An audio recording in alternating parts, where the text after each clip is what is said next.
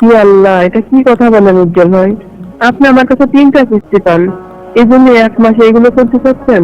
3টা কিস্তিতে তো 18,500 টাকা। আচ্ছা ঠিক আছে, 15 দিন দেখা করলে হয় না? তাহলে দুইজনে আর কি কাজ করবো, আমি এবং ম্যানেজার।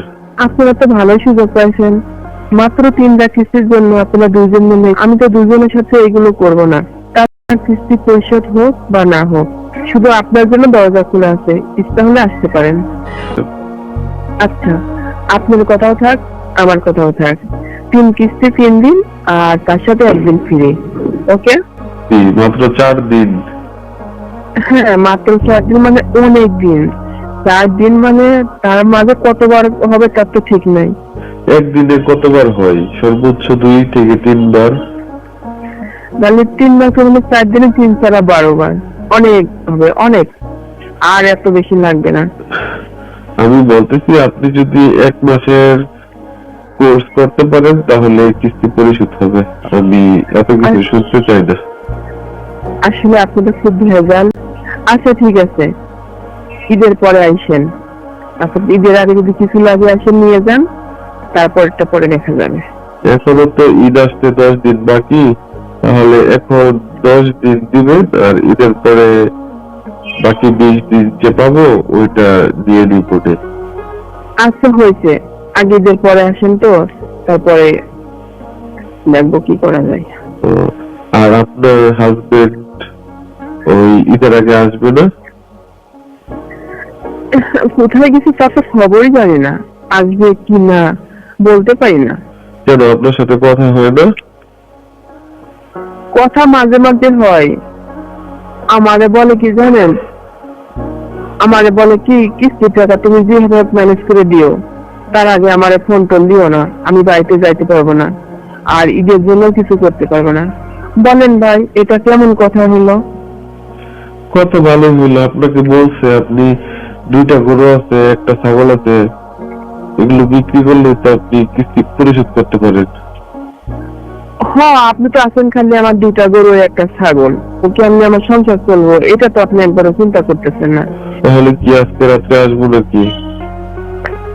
আসসালামু আলাইকুম ওয়া রাহমাতুল্লাহি ওয়া বারাকাতুহু। প্রিয় দর্শক, আমাদের এই বাংলাদেশে এমন ঘটনা নাই যে ঘটনাগুলো না ঘটতেছে। প্রিয় দর্শক, নিশ্চয় থাম্বনেলটা দেখে আপনাদের বুঝতে বাকি নাই আজকের এই ফোন আওয়ারটা কি বিষয়।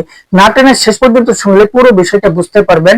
একজন কিস্তিওয়ালার সঙ্গে একজন গ্রাহকের কিস্তির পরিশোধের টাকা নিয়ে কি তাদের ভিতরে কেমন ফোন আলাপ হতে পারে। প্রিয় দর্শক, না টেনে শেষ পর্যন্ত শুনবেন, এবং কি এই ফোন আলাপটা কতটুকু যুক্তি সমাধান, কতটুকু বাস্তব, এই বিষয়টা বুঝতে পারবেন। চলুন প্রিয় দর্শক, কথা না বলে সম্পূর্ণ আজকের সেই ভাইরাল ফোন আলাপটা শুনে আসি। তার আগে আমার ছোট্ট একটা রিকোয়েস্ট, আপনি যদি আমার চ্যানেল নতুন দর্শক হয়ে থাকেন, অবশ্যই ভিডিওটা লাইক দিয়ে সাবস্ক্রাইব করে আমাদের সঙ্গে থাকবেন প্রতি মুহূর্তের নিউজ এবং ফোন আলাপগুলো পাওয়ার জন্য। হ্যালো। হ্যালো উজ্জ্বল ভাই। হ্যাঁ লিপি আপা, কিস্তির টাকা কি রেডি হয়েছে? নিতে আসবো? না উজ্জ্বল ভাই, টাকা তো রেডি করতে পারি নাই।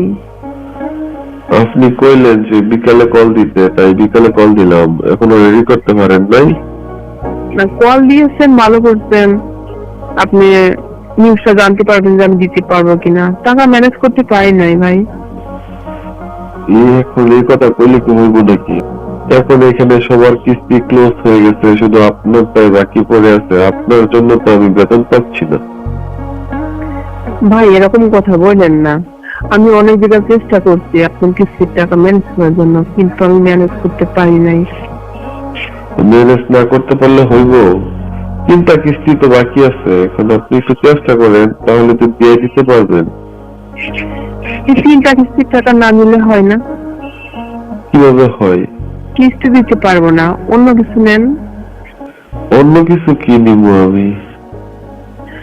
দেখেন না কিছু নিতে পারেন নাকি, আপনি চাইলে আমি কিছু দিব, কিন্তু কিস্তি দিতে পারতেছি না।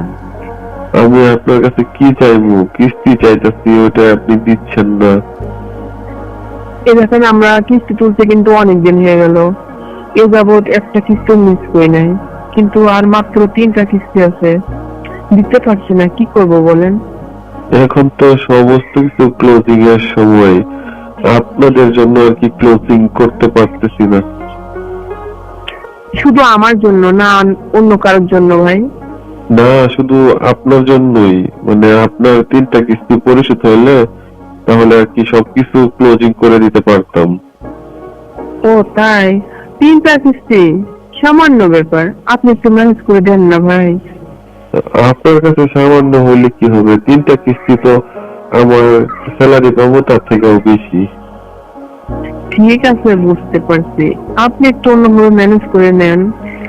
তো আমি অন্যভাবে কিভাবে ম্যানেজ করবো? আমি তো বুঝতেছি না আপনি কি করবার চাইতেছেন। আর আপনি চেষ্টা করলে পারবেন, আমি দিতে পারতেছি না, আপনি অন্য কিছু নেবেন নাকি নেন। অন্য কিছু কি নিব আমি তো বুঝতেছি না আপনি কোন কথা বলতেছেন। সেটা আমি আপনাকে বলতেছি বোঝার জন্য, বুঝে নেন। কি নিব? আপনার কাছে কি আছে কোন শুনি। আমার কাছে সব কিছু আছে, শুধু কিস্তির টাকাটা নাই। কি নেবেন বলেন। ও, আপনার জন্য গরু ছাগল আছে, এগুলো বিক্রি করেন, বিক্রি করে কিস্তি পরিশোধ করেন। গরু ছাগল কোথায় আমি মহিলা মানুষ বিক্রি করব? আমার হাজবেন্ড তো বাড়িতে নাই। আপনার হাজবেন্ড কিছুদিন ব্যবসা করলো, এখন আবার বাড়ি থেকে চলে গেছে, কিস্তিগুলো পরিশোধ করে নাই। উজ্জ্বল ভাই, আমার হাজবেন্ড ব্যবসা শুরু থেকে ভালোই করছিল, হঠাৎ করে ব্যবসাটা সমস্ত টাকা লস গিয়েছে। এখন আমার হাজবেন্ড বাড়িতেই নাই, এই টাকা তুলতে পারতেছে না, আমার হাজবেন্ড বাড়ি থেকেই চলে গেছে। বাড়ি থেকে চলে কই গেছে? কোথায় বা গেছে? এখন আমরা তো আর মনে করেন যে অন্য মানুষের চাকরি করি, তাই না? এখন সমিতি থেকে যেহেতু কিস্তি উঠাইছে, এগুলো তো পরিশোধ করা লাগবে, তাই না?